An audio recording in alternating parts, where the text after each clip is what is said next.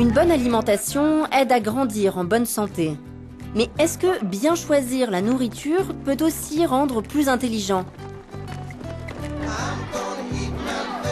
Cette école de Grenade participe à un projet de recherche de l'Union européenne qui vise à découvrir comment certains nutriments affectent le développement et les performances mentales des nourrissons, des enfants et des adolescents.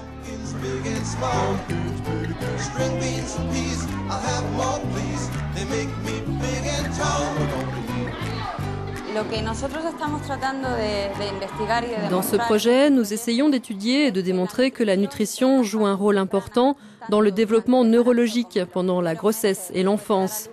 Au niveau du système psychomoteur des enfants, du langage, de la mémoire, de l'attention et ainsi de suite.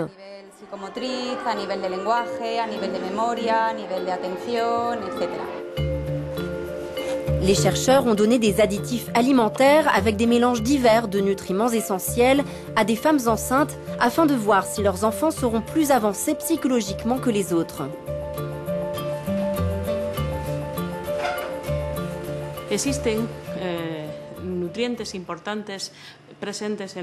Dans l'alimentation de tous les jours, par exemple dans le poisson, il y a d'importants nutriments impliqués dans le développement du cerveau, comme l'iode, l'acide folique ou les oméga.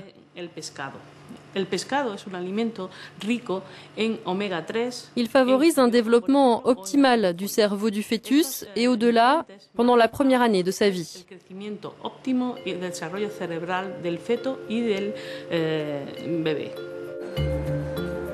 Cette famille vient pour un autre examen. Tous les 2 ou 3 ans, parents et enfants remplissent des questionnaires et passent des tests psychologiques censés démontrer que l'alimentation au premier stade de la vie a un effet à long terme, bien après la naissance et la petite enfance.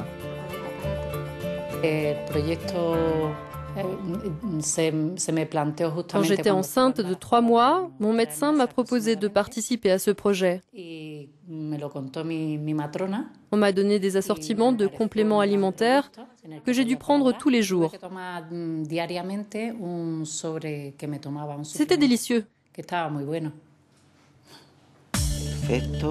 Les chercheurs utilisent une interface cerveau-ordinateur et des tests de mémoire pour évaluer les performances mentales de l'enfant. Les expériences de Grenade ne sont qu'une partie d'un projet plus global. En tout, des études sont menées dans 9 pays et impliquent plus de 15 000 enfants.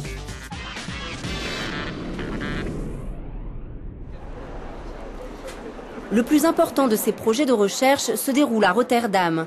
Les chercheurs effectuent régulièrement des examens médicaux approfondis sur des mères et leurs enfants en tenant compte de leurs habitudes alimentaires.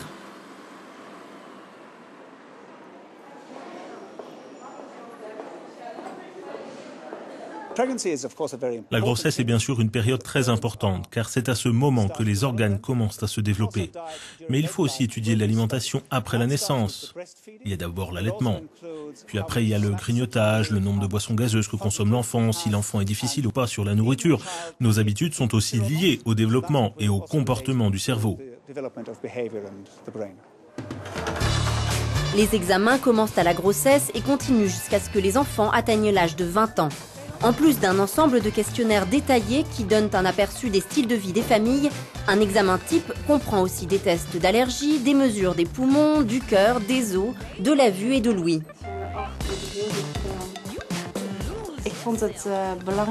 J'ai pensé que l'étude était importante pour les enfants en général et aussi que c'était dans notre propre intérêt puisque nous passons des visites médicales complètes avec un équipement médical moderne. En combinant des tests physiologiques et psychologiques, les chercheurs établissent un profil complet du développement de l'enfant. La plupart du temps, ça va, mais parfois ça me fait un peu peur. Le test que j'aime le plus, c'est celui des poumons. Une série de tests comportementaux montre comment la famille fonctionne et réagit face à des tâches difficiles et permet d'évaluer la mémoire de l'enfant, ses réactions, son aversion au risque et sa coordination motrice. Nous leur donnons une tâche frustrante, par exemple, où ils sont isolés et on regarde comment ils réagissent. On le filme même et ensuite on l'évalue. En utilisant l'imagerie par résonance magnétique, l'IRM, Les chercheurs ont pu montrer par exemple que le cerveau continue à se développer à l'âge adulte ou qu'une alimentation riche en acide folique et acides gras peut être un facteur, parmi d'autres, d'un bon développement mental et d'un comportement sain. La fonction cognitive n'est pas uniquement liée à l'alimentation. Il y a d'autres choses qui jouent sur le développement cognitif, y compris l'intelligence des parents, l'environnement autour de l'enfant, un environnement riche par rapport à un environnement avec peu de stimuli. Tous ces facteurs jouent un rôle dans le développement du cerveau et des fonctions cognitives, de sorte qu'on ne peut pas les séparer l'un de l'autre. La meilleure chose est de donner à l'enfant toutes les options. Un bon environnement, une bonne nutrition et de bons parents. Une analyse détaillée des données recueillies doit aboutir à des recommandations diététiques concrètes qui pourraient favoriser le développement mental des enfants. Les scientifiques s'attendent à des effets positifs majeurs sur la société et l'économie.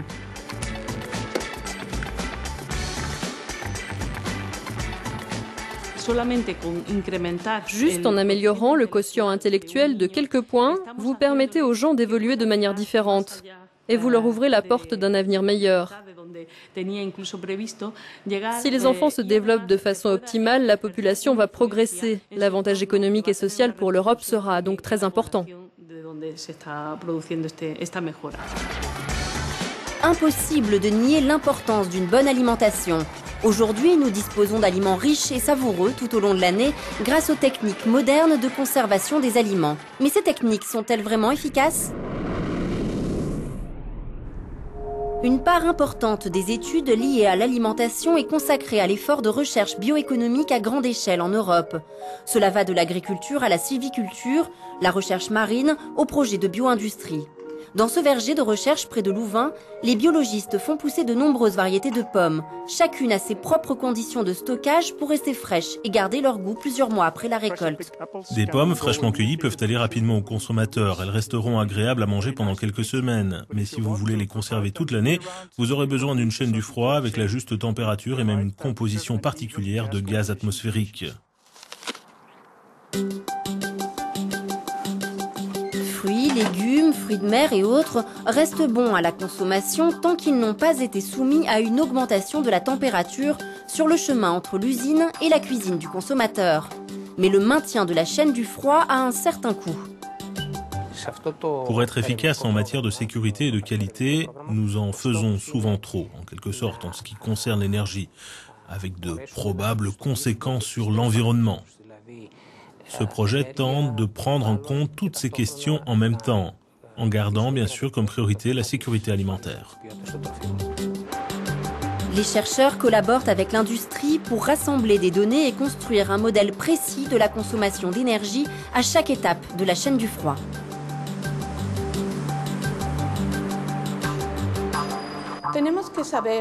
Je dois dire que près de 30% de la production alimentaire mondiale est perdue à cause de la mauvaise gestion de la température.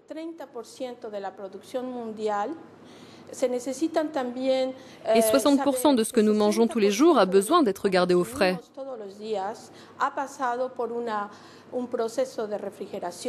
Environ 8% de la consommation mondiale d'énergie est consacrée à la réfrigération des aliments uniquement, avec un impact environnemental. Cela représente 2,5% des émissions mondiales de CO2.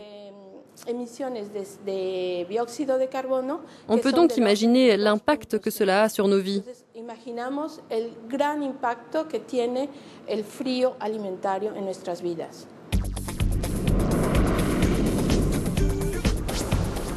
C'est la saison des récoltes dans le nord de la France.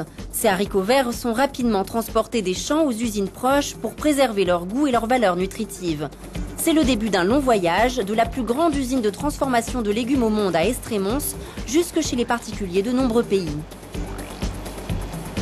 Nous sommes dans un entrepôt de stockage de produits surgelés.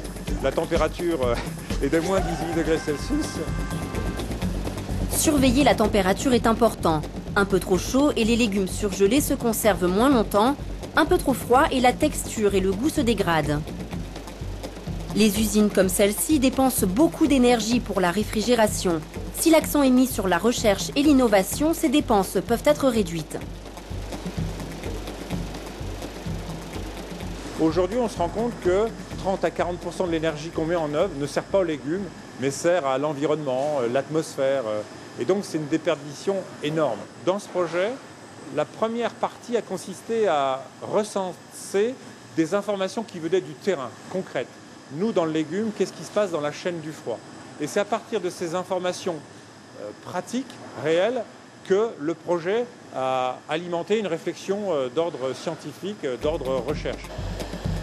Des programmes accessibles sur Internet devraient permettre aux fabricants, transporteurs et vendeurs d'aliments d'analyser leur partie de la chaîne du froid et ainsi optimiser les coûts d'énergie tout en préservant la sécurité et la qualité des produits. Retour à Louvain en Belgique où les chercheurs veulent améliorer la durée de vie des aliments en consommant moins d'énergie grâce à des mélanges gazeux spécifiques, des températures optimales et des technologies innovantes sans risque pour l'environnement. La chaîne du froid actuelle est très sophistiquée, mais cela ne veut pas dire qu'on ne peut pas l'améliorer. Par exemple, nous pourrions faire des efforts sur la consommation d'énergie. Nous pourrions améliorer la gestion des températures, la sécurité alimentaire et la qualité des aliments. Augmenter la durée de vie des aliments pourrait aussi présenter des avantages en matière de réduction des déchets.